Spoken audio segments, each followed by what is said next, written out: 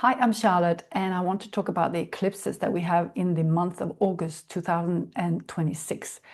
We had a solar eclipse on the 12th of August 2026, and that was in 20 degrees of Leo.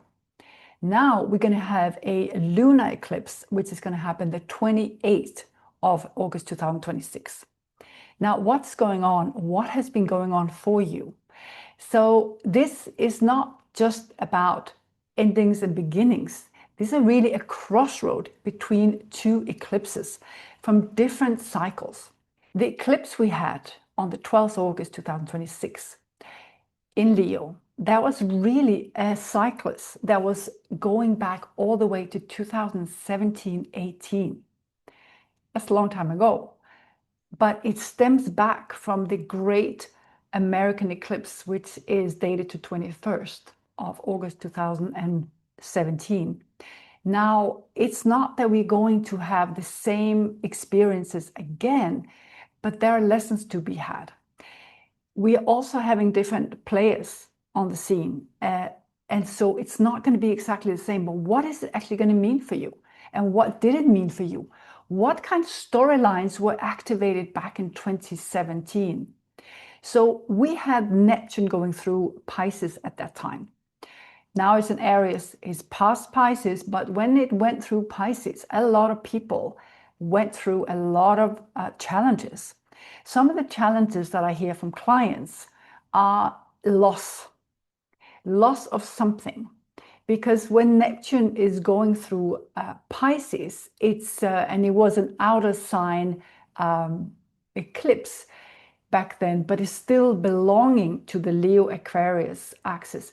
So when Neptune was going through Pisces, and Pisces being about sacrifice, about losing an illusion or holding on to a dream that is no longer real, it can be extremely painful. And some of the stories that I'm hearing from clients are about losing somebody who is very important to you, or losing a job, something to do with loss of finances, or your home, or you had to move, something that you were holding on to that you were kind of put in a situation where you had to let go. You have to surrender to a new situation. So I had a client who would say, I wish this never happened to me, but it did. And I found a way. It took me a while, but I found a way. So this is really the lessons with this, with the Pisces and with the Virgo, because Virgo wants to fix things and they want to find a solution. There's a problem, we're going to fix it. And so sometimes it can be a very, very stubborn kind of energy that doesn't stop before it has to be fixed.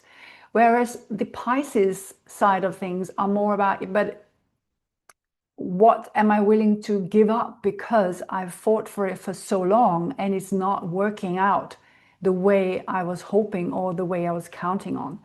So bringing that back to today, that is the cycle that is kind of ending. It's a long cycle, and because it is happening in a certain part of your chart.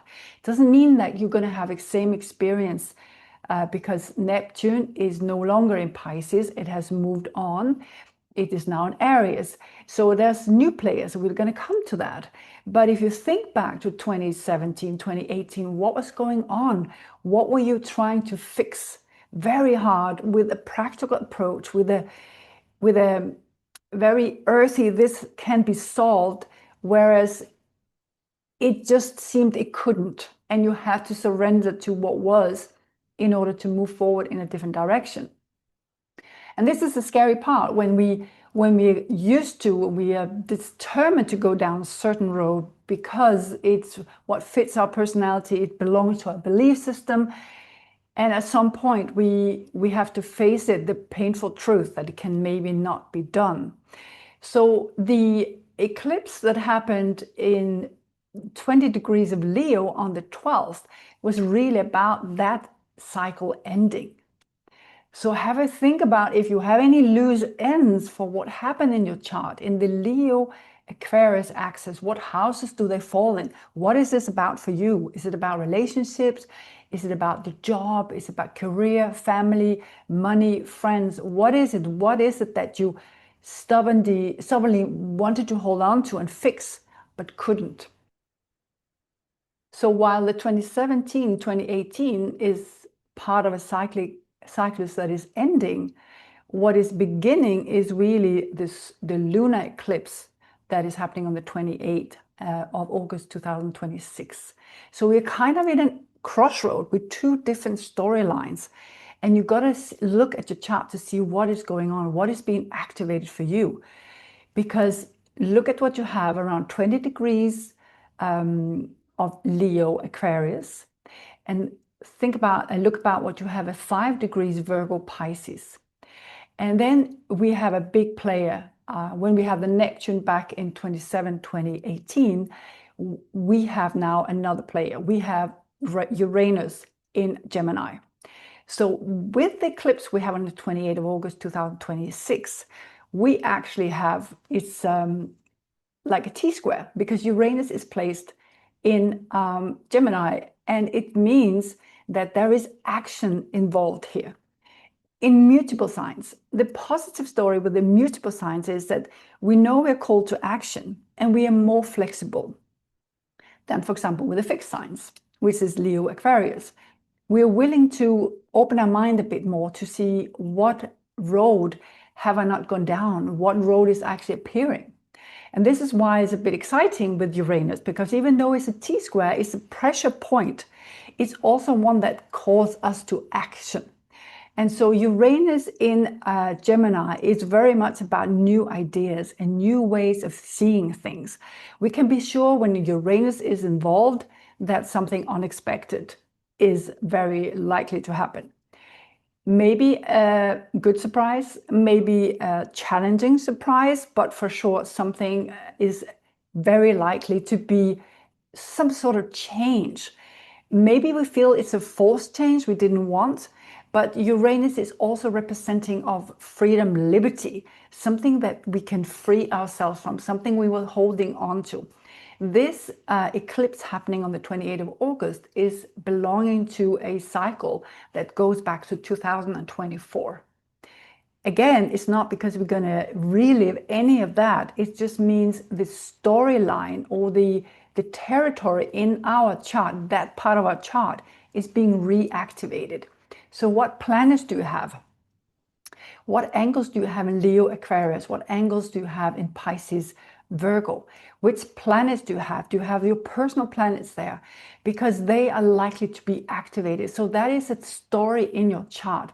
That is something that might have played out over and over again, that you're learning to handle something better or handling something more different. And there can be any area where, depending on the houses where they fall in your chart. Again, is it about, you know, your self-value, you believe in yourself? Is it about money? Is it about career or relationship, family, your home? Whatever falls in those houses, that is the area that is reactivated.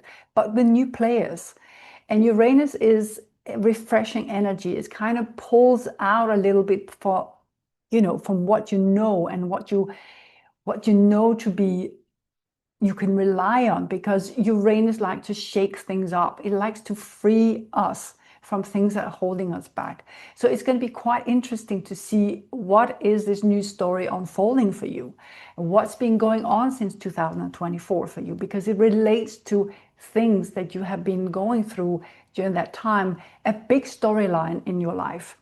And I talked to clients who, I had a couple of clients and both of them lost their job. They didn't want to lose the job. I mean, who does? You want to be the one that actually leaves when you're ready. But in this case, it actually catapulted both of them in different direction. They kind of had to pull something new out of their hat, so to speak, something, and go in a different direction. So these kind of shocking events that you don't really want to happen, they're very unwelcome at times. But with Uranus, it always clears the way for something different.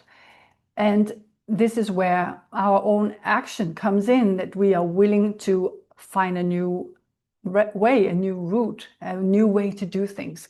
So these two eclipses in the month of August, they're really part of two different cycles, depending on where that falls in your chart. And where Pisces is very much about surrender and Virgo is very much about fixing things.